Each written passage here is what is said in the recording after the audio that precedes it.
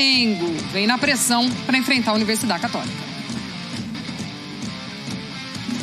Fãs de esporte conectados com a gente após 12 dias para o replantio do gramado com a entrada de uma substância que transforma a grama natural do Maracanã em mais apropriada para jogos nas estações outono e inverno. Esse estádio será reaberto nesta terça-feira para o jogo do Flamengo pela 5ª rodada do Grupo H da Libertadores da América contra a Universidade Católica. Um time que não vem bem no campeonato chileno. É apenas o 10º colocado. Venceu nesse fim de semana o União La Calera por 3-0, mas vinha de 4 partidas sem vitórias. O Flamengo, que ao contrário do Campeonato Brasileiro, vem bem na Libertadores, com apenas 1 ponto nesta terça-feira, garante matematicamente sua classificação para as oitavas de final. Mas é óbvio que o torcedor quer o resultado positivo. A venda antecipada não atingiu os níveis esperados. Até o final da tarde desta segunda-feira, pouco mais de 40 mil bilhetes foram comercializados. Tudo em função da claudicância, oscilação do time no Campeonato Brasileiro. São apenas 6 pontos em 6 rodadas, uma única vitória. O extracampo do Flamengo é muito forte e rumores dão conta que Paulo Souza pode não resistir a mais um insucesso se for neste jogo da Libertadores da América. O time é um grande mistério, mas a tendência é que o Paulo Souza não faça tantas mudanças assim para o jogo contra a Universidade Católica. Um abraço a todos. Valeu, Rafael Marques trazendo as informações do Flamengo pra gente. E na tela este grupo. O Flamengo na Libertadores, Grupo H, com o Flamengo líder com seus 10 pontos. Tadieres da sequência com 7. Depois Universidade Católica, adversário do Flamengo amanhã com 4. E o Sport Cristal com apenas 1 pontinho. Vamos lá falar então dessa partida do Flamengo. O Flamengo vai... muito bem, ok, na Conmebol Libertadores, André.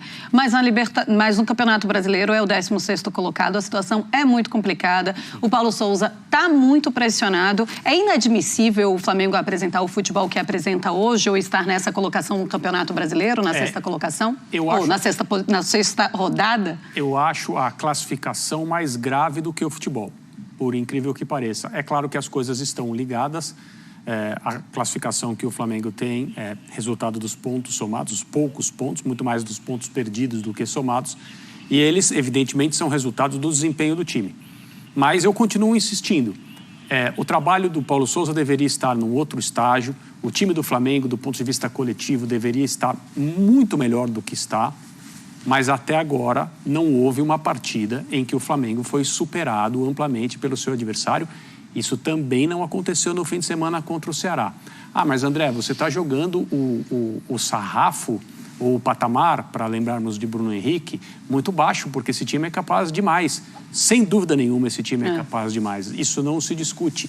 Mas talvez até agora o Flamengo esteja levando um pouco de falta de sorte demais em relação ao que faz e o que consegue. O que faz em campo e o que consegue em termos de resultado / pontuação. Eu compreendo a pressão sobre o treinador, isso aconteceria em qualquer clube grande brasileiro. O Flamengo é o que tem a maior torcida, essa torcida não se convenceu até agora da contratação desse técnico. A pressão, como disse o Rafael, o bastidor, a política do Flamengo é muito quente, é muito forte, é muito poderosa. As ondas de descontentamento são difíceis de serem contidas por mais convicção e firmeza que uma diretoria mostra, e essa não é uma diretoria convicta, embora deva ser elogiada até agora por não sucumbir.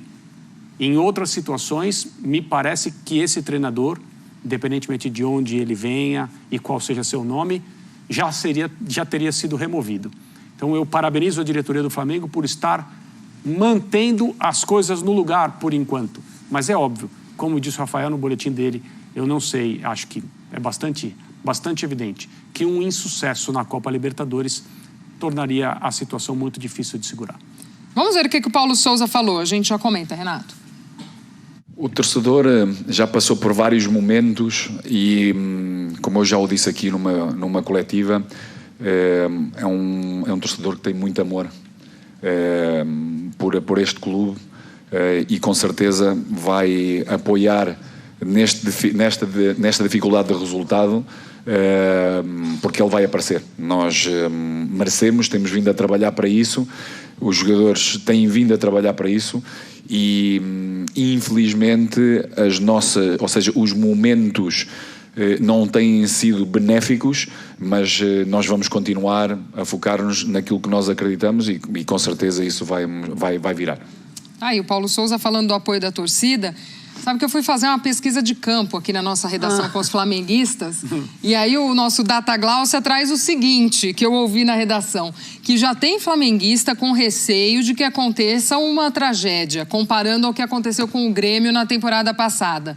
Um time com grandes estrelas, mas que vai patinando, deixando para reagir depois. Eu falei, será? E cair para a Série B? Oi? E cair para a Série B é essa ouvi tragédia? Isso de flamenguistas. Meu Deus. Tamanho momento em que eles estão apavorados, não sei se esse é o termo. É o termo. Né? Com essa situação e com esse desempenho que talvez não venha. Acho que é um pouco demais, Renato. Você sabe o que eu vou falar, a gente tá entrosado. O que eu vou falar? Calma. Calma, rapaziada, dá uma segurada. Pô, também não é assim. Concordo plenamente com o André quando a gente fala em esse time estar no estágio mais avançado. E ele deveria estar.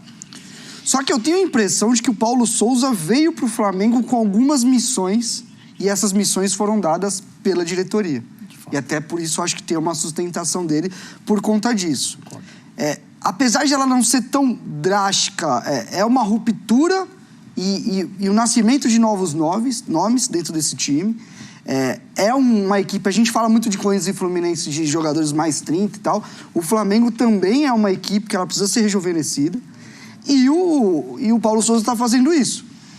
Lázaro, João Gomes, Mateuzinho, são todos exemplos de jogadores que estão ganhando um espaço muito grande com o Paulo Souza. E ele tem realmente encostado alguns jogadores que já não entregam na questão de desempenho. E para mim, essa ruptura ela não é ainda maior porque existem nomes muito grandes, principalmente do meio para frente, que para mim é onde o Flamengo mais peca. O Flamengo ele sofre muito em transição hoje em contra-ataque dos adversários. Por quê? Para mim o pessoal de frente já não pressiona a bola como pressionava lá atrás. Sim. E para mim isso ficou muito nítido no início do trabalho, que antes era para mim uma questão até de sacanagem em alguns jogos. Os dois jogos contra o Fluminense... Sacanagem com o treinador? Os dois primeiros jogos com o Fluminense, o da final, é algo que, assim, todo mundo olha o Fluminense jogar. Depois disso, eu acho que teve realmente uma roupa suja que foi lavada e o time melhorou. E agora eu tenho uma dúvida se eles não querem pressionar ou se eles já não têm mais a capacidade para fazer isso. Então, é uma reconstrução. Eu sei que o torcedor do Flamengo pensa em Mister, em 2019. Os jogadores de 2019 já não são mais os mesmos, a gente tem que entender isso. O time já não é mais o mesmo. Trazer o antigo treinador não é garantia de um trabalho igual como foi. Então, o Paulo Souza ele passa por um processo muito complicado. Sim. Ele tem algumas missões claramente dadas pela diretoria e, mais que isso, ele pega o trabalho do zero. Para mim, o jeito como entrega o Renato Portaluppi e o Flamengo, perto do que pensa o Paulo Souza, são coisas totalmente diferentes. Sim, acho que ele tem seus problemas, acho que ele insiste em algumas questões que eu não insistiria, mas ele é o cara que está treinando, que está vendo os jogadores, que está fazendo os testes. Eu acho que ninguém mais que ele tenha subsídio para tomar decisões que ele toma. Esperava um Flamengo melhor, mas concordo com o André também.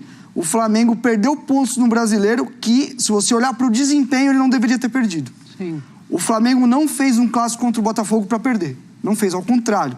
Nem para empatar. O Flamengo foi amplamente melhor que o Botafogo, que já está se organizando, que é um time mais organizado hoje. Então, acho que tem muito disso. Eu vi um levantamento hoje na internet que o Flamengo é um dos times com mais erros individuais que geram gol no campeonato. Ou seja, você vê a questão do goleiro, do Hugo também, algumas bolas defensáveis. Sempre que a gente fala do gol do Flamengo, a gente acaba citando o nome de um jogador. Mas a tua opinião, falar, olha, não sei se foi sacanagem, é algo muito forte de se ouvir de um analista de futebol. E é bom que os torcedores também estejam pensando ou se ligando nisso. Daqui a pouquinho eu vou mostrar uma novidade aqui Marcela, no Twitter. Lances desse jogo, né, Glaucia? Dos caras realmente olhando a bola sair. E assim, não digo nem que é sacanagem, mas às vezes não estão mobilizados, não estão afim, não sei. Não estão ligados. Alguma coisa estranha acontece naquele momento. Não, tava bem estranho. A gente vai